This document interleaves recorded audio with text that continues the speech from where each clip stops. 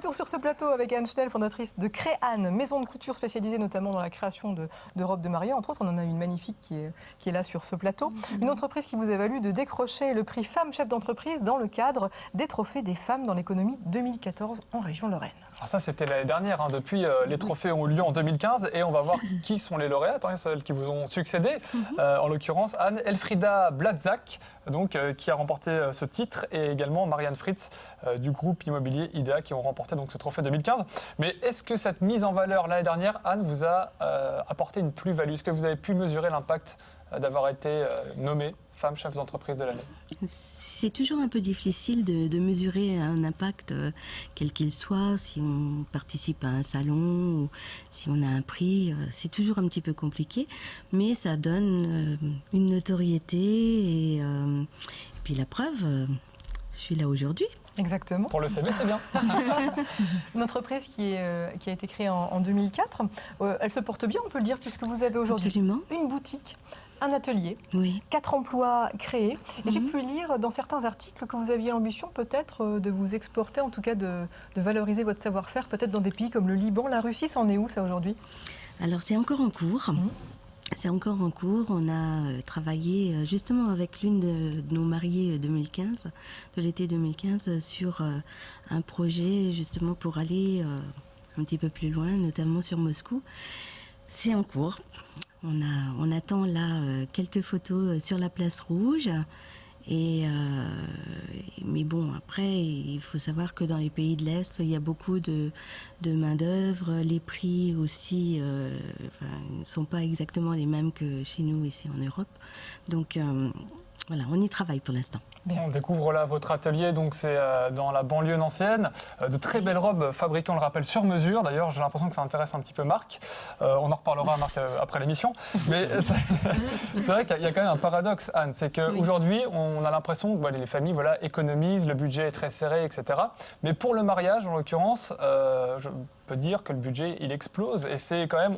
On peut le rappeler quand même un produit de luxe avant tout, puisque c'est du sur-mesure, c'est fait pour la personne en particulier, et du coup le prix il augmente, même si c'est de la qualité, je ne dis pas le contraire. Oui, bien sûr.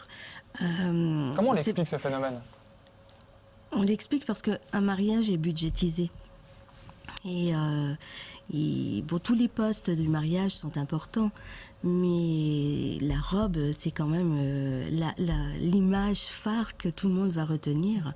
On a une reine d'un jour et donc là, les gens hésitent un peu moins à mettre le prix. On sacrifie les petits fours, mais on ne sacrifie pas... Non, c'est pas exactement ça. De plus...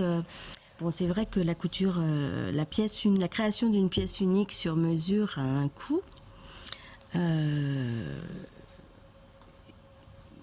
Pour pouvoir donner aussi accès à toutes les femmes, ou à une grande majorité de femmes, à notre entreprise de Créane, je me suis entourée d'autres partenaires qui, eux, travaillent en collection aussi.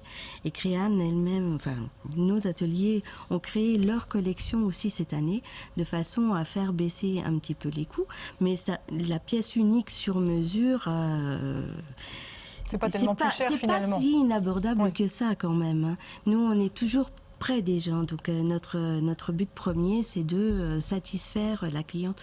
C'est pas de vendre à des milliers d'euros forcément. Non, c'est lui faire plaisir, lui faire accéder à son rêve, parce qu'elles viennent toutes avec un rêve. Forcément, de tout le monde a déjà fermé les yeux en s'imaginant dans sa robe de mariée. Alors nous, on leur demande le budget qu'elles ont.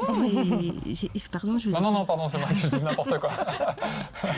Et on leur demande leur budget et on essaye de leur proposer quelque chose qui entre dedans. Ça fonctionne très très souvent, c'est pas si inabordable que ça. J'imagine sur ce plateau que vous connaissez tous Chanel, Yves Saint Laurent, Jean-Paul Gaultier. C'est différent. Voilà, je vous ai réservé à tous un petit quiz et je vous propose de regarder ces images et je vous demande de deviner de gauche à droite quel est le couturier qui a confectionné ces robes, sachant qu'il y a évidemment donc, dans cette sélection soit Yves Saint Laurent, soit Jean-Paul Gaultier, soit Chanel. Alors à votre avis, à qui doit-on celle de gauche, celle du centre et celle de droite? Tout le monde peut jouer. Marc? Moi, je joue pas. Celle de gauche, Gauthier. Oui, Elle est forte. la plus excentrique. Hein. On le sent dans facile. l'excentricité. Vous pouvez regarder sur l'écran peut-être qui est là, on va peut-être un petit plus. C'est vrai que vous avez le schéma. Alors, du coup, ça se joue entre Saint-Laurent et Chanel. Chanel, c'est au milieu. Bravo, Marc. Bon, Marc, il survole, il survole le débat. Mais pas du tout. Effectivement, Chanel au centre. La mode, c'est un sport d'homme, même si tu ne peux pas venir avec moi au tango, tant pis. Ça, c'est parlé, Marc. Rapidement, Anne, c'est quoi les tendances en ce moment? Là, on a vu une cliente l'année dernière qui mettait un petit peu de rose, des touches de rose dans sa robe de mariée. Il y a des couleurs aujourd'hui qui sont prédominantes en 2015. Non, il y a moins en moins de couleurs. Moins de couleurs. Quand il y a de la couleur, c'est effectivement par petites touches. Des robes totalement rouges, totalement noires, bleues, ça, on n'en voit plus très très souvent. Ce sont des petites touches, mais la grande tendance, et là, ça fait quand même, chez Créane, ça fait quand même bien 2-3 ans que c'est récurrent, c'est les dentelles, beaucoup de fluidité, un esprit un peu bohème. Voilà. Des belles matières aussi. Hein. Des belles matières, des dentelles de Calais. Voilà. Juste rapidement. Pas trop de bling-bling. En quelques mots, parce qu'on est toujours pressé dans cette émission, quel conseil vous pourriez donner à toutes les femmes, à tous les hommes qui souhaitent changer de métier du jour au lendemain, puisque vous à 40 ans, vous avez tout envoyé valdinguer, si je puis me permettre, vous aviez voilà, vous travaillez dans une entreprise, etc. Et puis vous vous êtes dit, non, c'est terminé, je vais vivre mon rêve, je vais monter mon entreprise. Donc est-ce qu'il y a peut-être un petit conseil à donner à tous ceux qui ont un rêve comme ça dans le coin de leur tête à réaliser? Alors, un conseil, c'est un petit peu compliqué. Moi, j'ai la chance d'être très, très bien accompagnée, d'avoir mon mari qui est là tout le temps et très présent, en plus de son métier, qui est là en soutien. D'ailleurs, il est là, juste derrière les caméras, on le salue au passage, il nous surveille. Ne quitte pas.